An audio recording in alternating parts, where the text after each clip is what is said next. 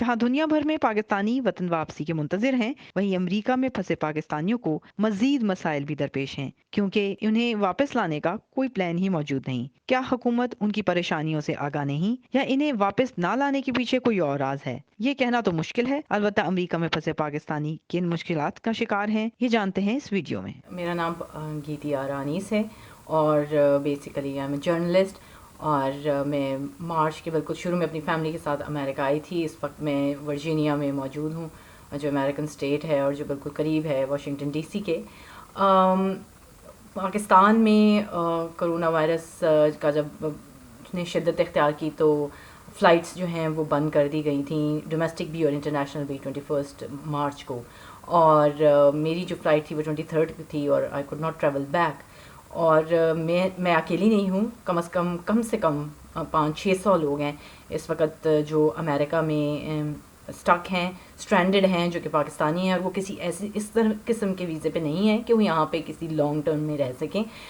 बार बार Wuhan वगैरह को compare किया जाता है कई दफ़ा, लेकिन वुहान की पोजीशन बिल्कुल फ़र्क थी। लोग वहाँ पे लॉन्ग टर्म वीज़ाज़ के साथ दे वर सेटल देयर, जो स्टूडेंट्स थे, और उनको वहीं पे फिर उनका ख्याल रखा गया और जिस तरह भी चीज़ें हुई वो बेहतरी की तरफ गईं। लेकिन हमने ये सुना कि पाकिस्तान जो है वो स्पेशल फ़्लाइट्स चलाएगा और लोगों को वापस लाया जाएगा, स्ट्रैंडेड पाकिस्तानीज़ को, ये प्रायोरिटी है, गवर्नमेंट ने बार बार कहा।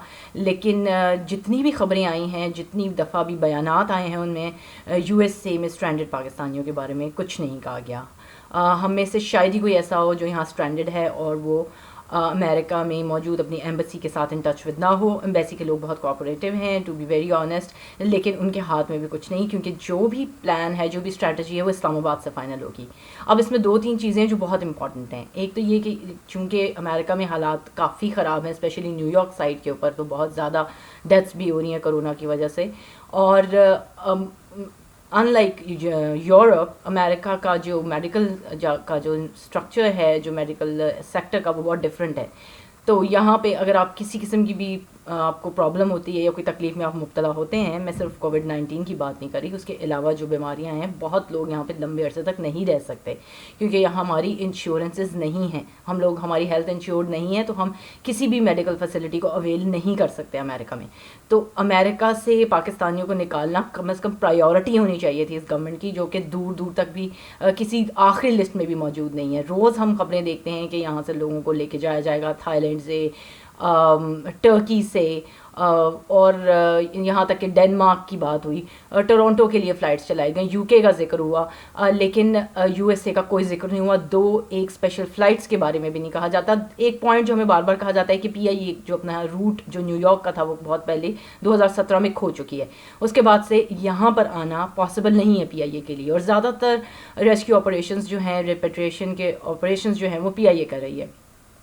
ये भी कोई ख़ास बेहतर जो है जवाब नहीं है। उसकी वजह ये है कि पीआईए बहुत सी जगहों पे जाती है जहाँ पे एम्बेसी अगर प्लान करे पाकिस्तान के फ़ॉरेन ऑफिस के साथ, तो हमें बता सकते हैं कि हम कौन से ऐसे स्टेशन पे जाएं, जो कि दुबई भी हो सकता है, जो कोई और मिडल ईस्टर्न कंट्री हो सकती है, जहाँ से हमें पीआईए पिकअप कर ले। तो ये तो कोई जवाब ही नहीं है। अगर आपको कोरोना का टेस्ट करना चाहते हैं तो लोगों के कोरोना के टेस्ट भी कर सकती थी एम्बेसी, ऐसा भी कुछ सेटअप कर सकती है, काउंसलेट भी सेटअप कर सकते हैं, ताकि लोगों को क्लियर करके यहाँ से ले जाया जाए। लेकिन ये कह देना कि हमारे बारे में कोई प्लान ही नहीं है, हम सोचेंगे, तो ये एक बहुत ही शर्मनाक सूरत हाल है।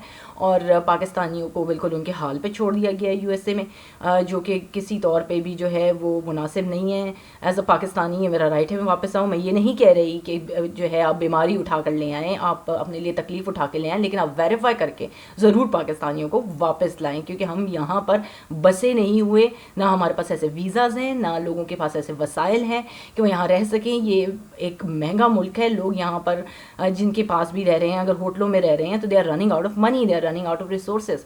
तो प्लीज़ इसके ऊपर तवज्जो दी जाए।